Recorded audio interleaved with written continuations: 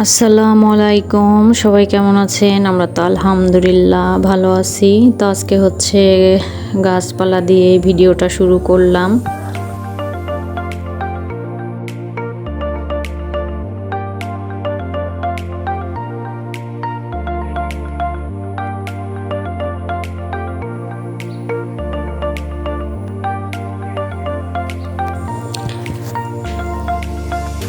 এখানে হচ্ছে যে বেগুন গাছে আমার টুকটাক ভালোই বেগুন আসে, তো একটা দুইটা করে ভালোই কিন্তু বেগুন আসে।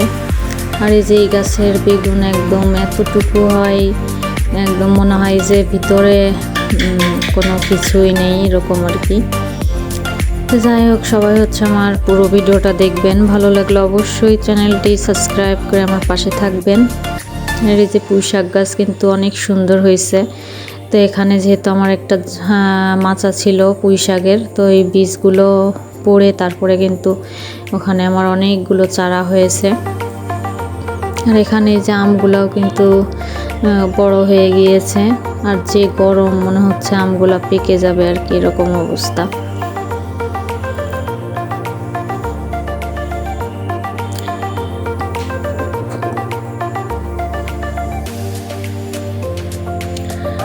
আর পেঁপে গাছটা আসলেও আমার পেঁপে গাছ অনেক লাগিয়েছি, সেগুলো মরে গিয়েছে। আর এই একটা পেঁপে গাছ আর কি আছে আর কি। তো পেঁপে গাছে নতুন পেঁপে চলে এসেছে।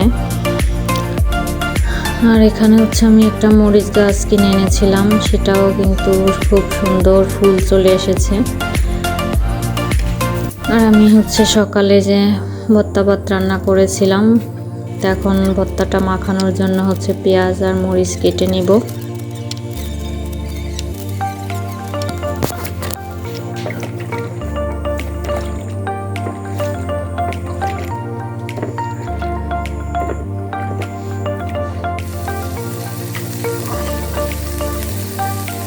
তো এখন হচ্ছে আমি একটু মরিচ পেঁয়াজগুলো ভেজে নিব, যাতে পেঁয়াজের কাঁচা গন্ধটা না থাকে। আর সামান্য একটু করে আমি দুইটা আর কি শুকনো মরিচ দিয়েছি, কারণ শুকনো মরিচ আমরা অতটাও খাই না কেউই, সমস্যা হয়। এই কারণে কাঁচা মরিচের পাশাপাশি আবার একটু সামান্য একটু শুকনো মরিচ দিয়েছি।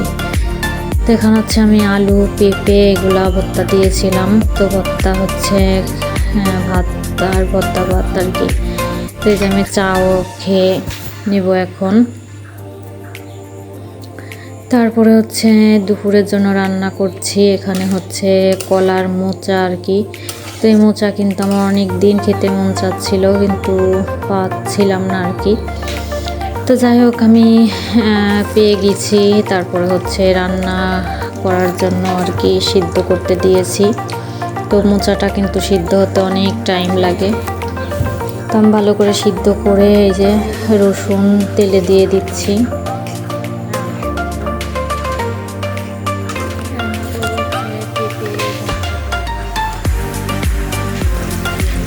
রসুনটা আমার প্রায় ভাজা হয়ে গিয়েছে, এখন পেঁয়াজ দিয়ে দিচ্ছি। আমি কিন্তু সিদ্ধ করার সময় পেঁয়াজ দিয়ে দিয়েছিলাম, তারপরে আবার একটু দিয়ে দিলাম তেলের উপরে।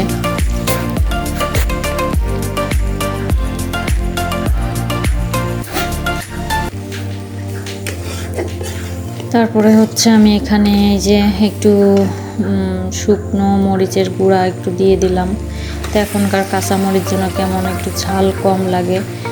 তো আমি আবার একটু কিন্তু আদা রসুন বাটাও দিয়ে দিয়েছি, কারণ মোচাটা হচ্ছে কেমন খসখসে, এইটা দিলে কিন্তু একটু নরম হবে। আর হয়ে আসার সময় আমি একটু এই যে ভাজা মশলা দিয়ে দেবো। এরকম রান্না করলে কিন্তু কলার মোচা খুবই মজা হয়। আর এই যে পেঁয়াজ কিনা হয়েছিল, এগুলো ফাঁকে ফাঁকে আর কি আমরা গুছিয়ে নিয়েছি, একদম পরিষ্কার করে ওকে রেখেছি যাতে পচে না যায় আর কি। মাচাল বিছিয়ে তারপরে হচ্ছে পেঁয়াজগুলো রাখা হয়েছে।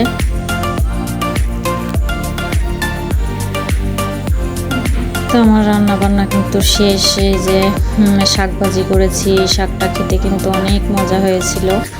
এখানে হচ্ছে ডাঁটা শাকের মানে ডাঁটার যে শাকটা ওইটা, আর এই যে এখানে হচ্ছে চাল কুমড়া ভাজি, আর হচ্ছে পাঙ্গাস মাছ রান্না করেছিলাম। ডাটা দিয়ে, এই ডাটারই শাক রান্নাও করে ফেলেছি আর কি।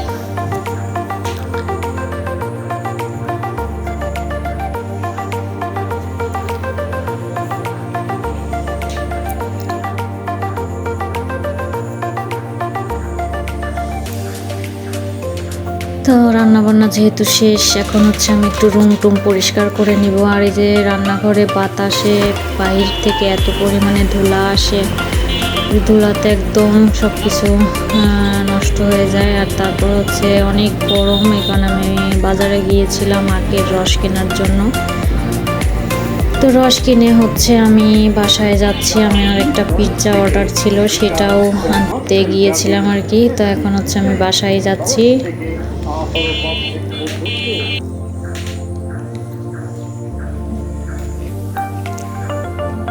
তো এই যে হচ্ছে আমি পিৎজাটা নিয়ে চলে এসেছি বাসায়। তো খাওয়া দাওয়া শেষে আবার একটু চাও বানিয়ে ফেলেছি।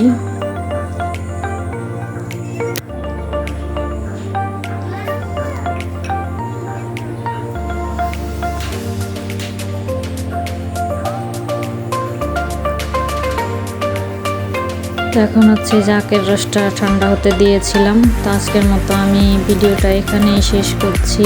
আল্লাহ হাফেজ।